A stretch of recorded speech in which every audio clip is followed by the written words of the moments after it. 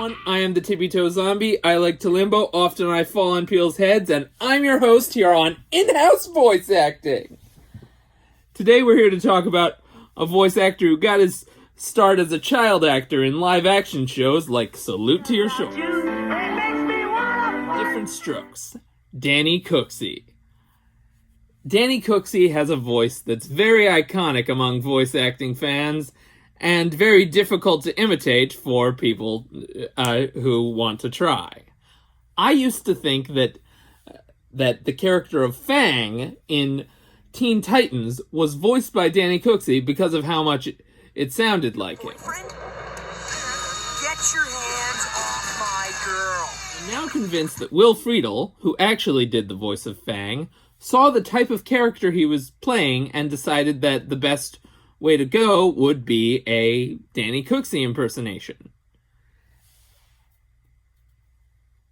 I also feel that while not impersonating Danny Cooksey, Tara Strong was definitely channeling some of his energy when she played the character of Mac's bullying older brother Terrence in Foster's Home for Imaginary Friends.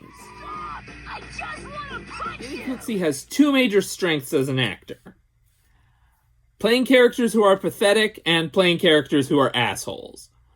I'm going to be going over both of his strengths, a few of the exceptions, and I'll be going a bit more into detail on the two characters who I feel are his best performances.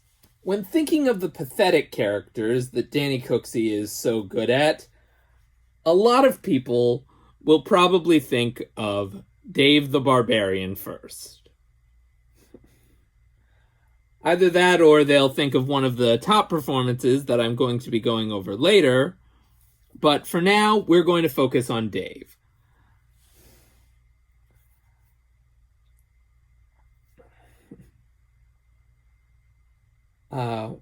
While I consider playing pathetic characters to be a major strength of his, he doesn't actually play them as often as I originally thought before I was doing the research for this episode.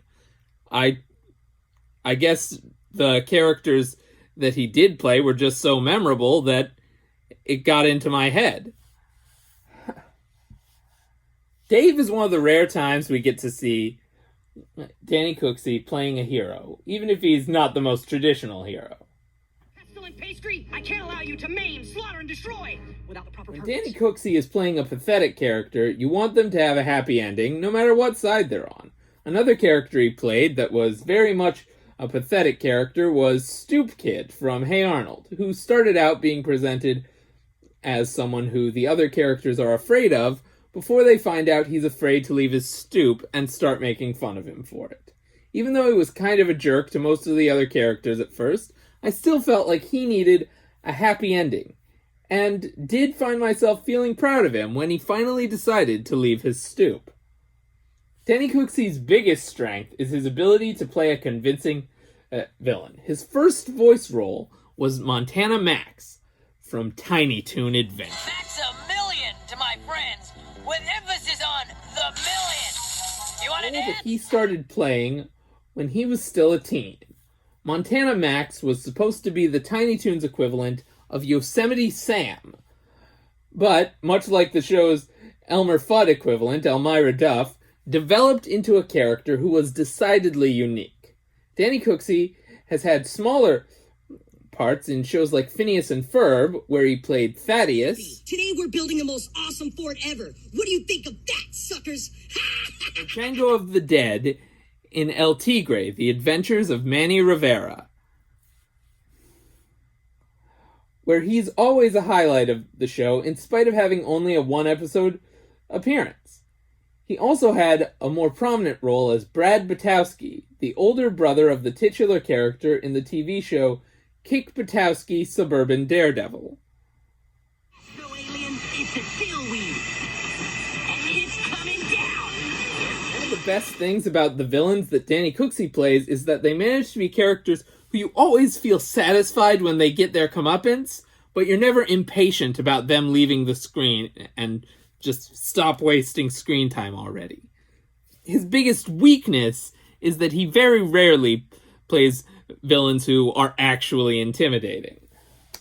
But our next role is one that makes it clear that when intimidation is needed, he can easily provide it. Hotstreak is one of the two most prominent villains in the Static Shock cartoon, and is also one of my favorite roles that Danny Cooksey has ever played. Hey, boys and girls, come and get 'em. Hotstreak is an amazing role that shows that Danny Cooksey can go beyond playing a petty bully and can, when he wants to, go full-on supervillain. Hotstreak starts out as just Francis, a bully from school who picks on the main character, Virgil.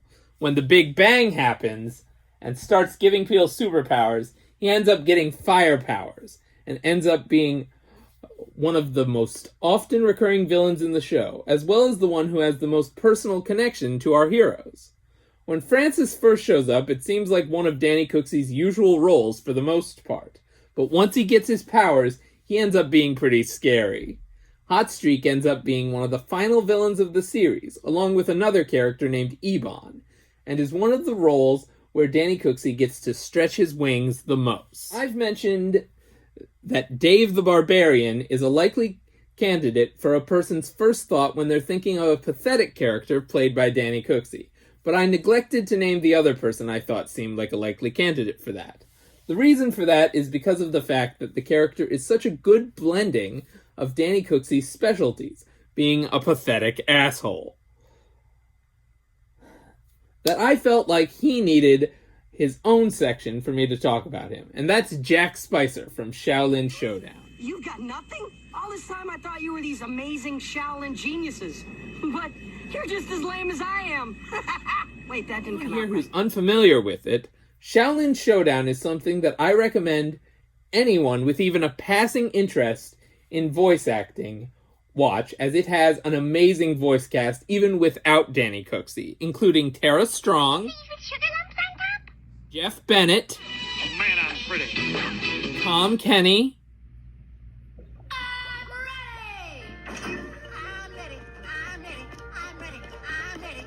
Ray Delisle, Yes, we defeated you for all time.